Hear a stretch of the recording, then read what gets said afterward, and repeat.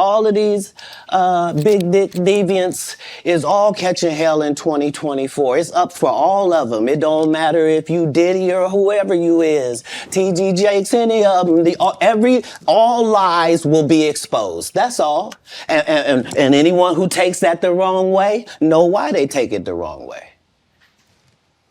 The truth is the light. Over the past week, news has broken that Homeland Defense has raided Diddy and arrested some people close to him in relation to a federal investigation. Since Cassie exposed him for trafficking in her groundbreaking lawsuit, a lot has come out about the way Diddy moves, and apparently the feds have been keeping a close eye on him ever since. But believe it or not, we should have seen this coming. Truth teller Katt Williams has spoken about Diddy, and those who are in the know and who paid attention to him are saying he really called this one. If you want to hear what Katt said from his own mouth and find out all of the juicy details about this investigation that are out right now, plus the gossip, then stick around because I've got it all. He said all these big deviants are gonna get it, and 2024 is gonna be the year. He even called Diddy out by name. So it's pretty amusing to a lot of people that we're only 3 months into the year and Diddy is getting some legal repercussions. If all the lies are gonna be exposed, then I wonder what sort of crazy stuff is gonna come out.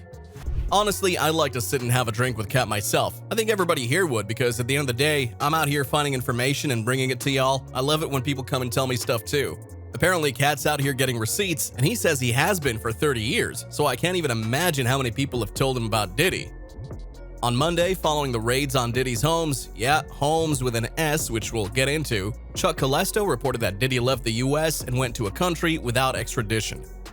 Reports are emerging that a private jet owned by Sean P. Diddy Combs has left the United States, possibly headed to a country with no U.S. extradition agreements. DHS has conducted multiple raids on Combs' homes as part of a trafficking probe. The plane's trajectory seems to be headed towards Cape Verde, a country with no extradition agreement with the United States. Now, part of that's cap, and I'll break it all down for you. Just to see the amount of force they are using to get inside this home. And of course, the complex in which this home sits is a very expansive one for the American rapper and producer. You can see them checking inside of a vehicle. We don't know exactly what is involved, if Diddy's even there. We don't know a ton of information about this at all, but this was dramatic video coming in of the Los Angeles home there, raided by Homeland Security. Some of those images there on the backs of them. We also saw other images. I want to kind of quickly move to what else we saw as people were led away, potentially in custody. Don't know who these individuals are, if they're related to Diddy in any way, but you can see them. Dramatic video from our... Diddy wasn't home at the time of the raids, and they raided his house in Miami too. One of the things that really surprised me about this footage is just how big his house in LA is. I think the newscaster described it as expansive, and that's definitely a word for it. I think big-ass mansion works better though. What we do know is that the guys that were being led away from the scene weren't arrested.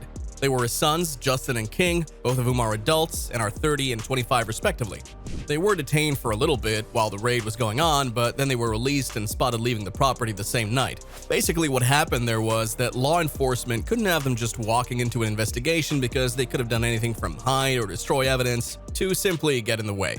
That's a common law enforcement tactic. If you've ever walked up to a friend's house that's being raided, and I'm neither going to confirm nor deny that I have, they'll ask you where you're going and sit you on the sidewalk outside until they're done. And you better believe they'll have questions for you, and honestly that's just a best case scenario there. Home are traditionally detained during raids, so they don't flee, and so they don't destroy evidence. Diddy's homes were pretty trashed following the raid. Check out this video put out by TMZ.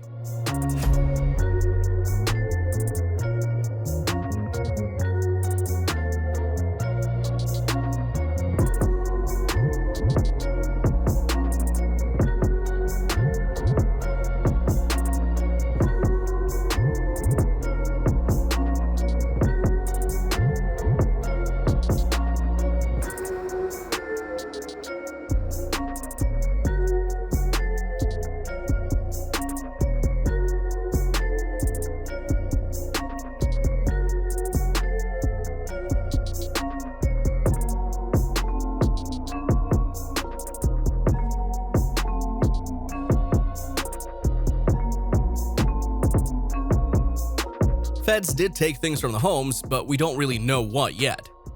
As for Diddy leaving the country on a private jet, yeah, that happened. TMZ caught him outside the customs office at the Miami Opa-locka Executive Airport.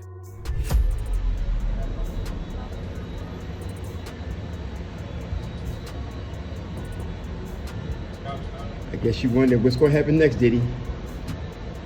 I know.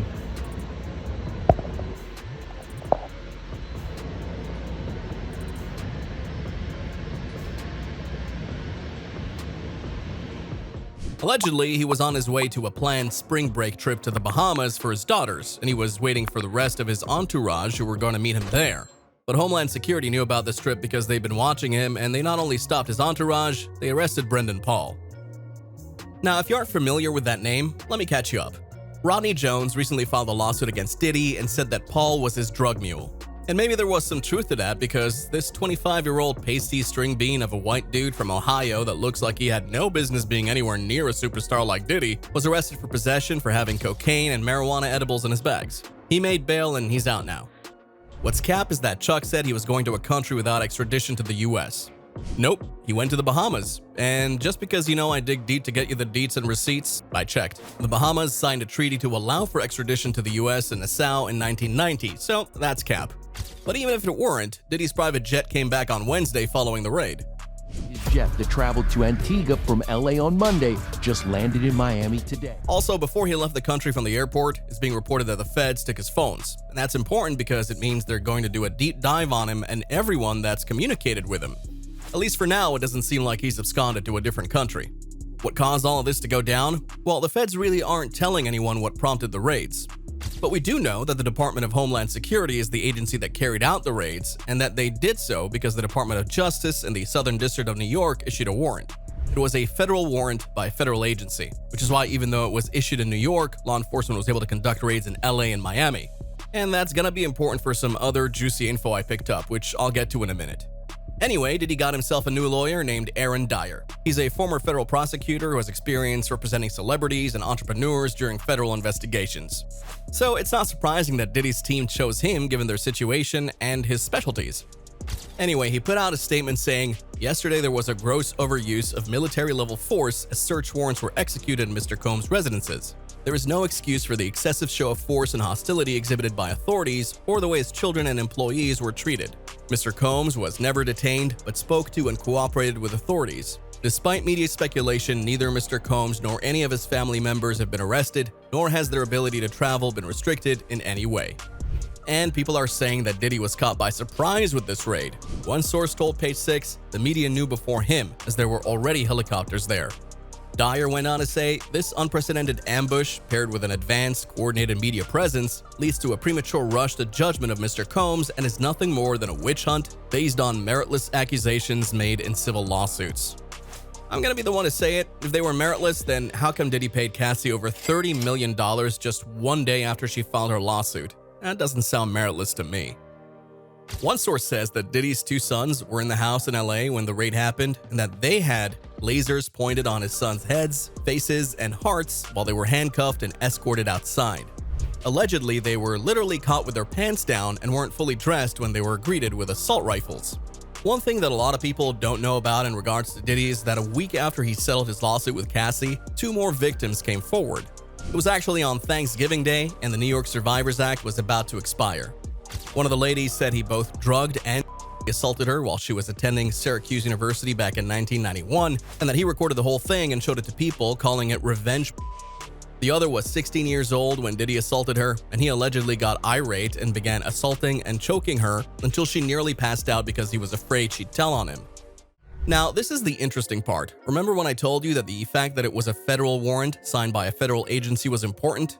Here's why. A source tells Rolling Stone 4 Jane Does and 1 John Doe already sat for interviews with Southern District of New York investigators for a probe related to alleged trafficking, domestic violence, and racketeering. More interviews are scheduled.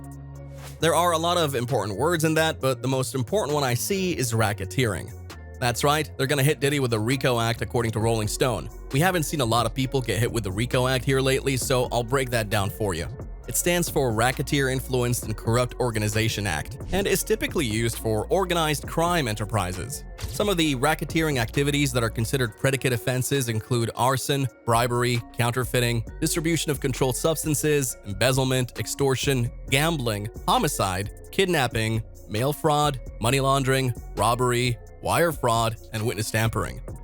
At least 2 of those predicate offenses have to be committed within a 10-year period and in connection with an enterprise for it to be considered under the RICO Act. And they recently added trafficking to the list of predicate offenses.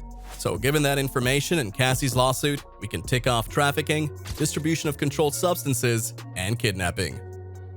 Well, that's what's going on so far with this story. I want to know what you think in the comments though. Do you think there will be more information about Diddy that comes to light during this investigation like Katt Williams predicted? Do you think he'll be charged with the RICO Act like the Rolling Stone source suggested? Let me know and I'll catch you later. See ya.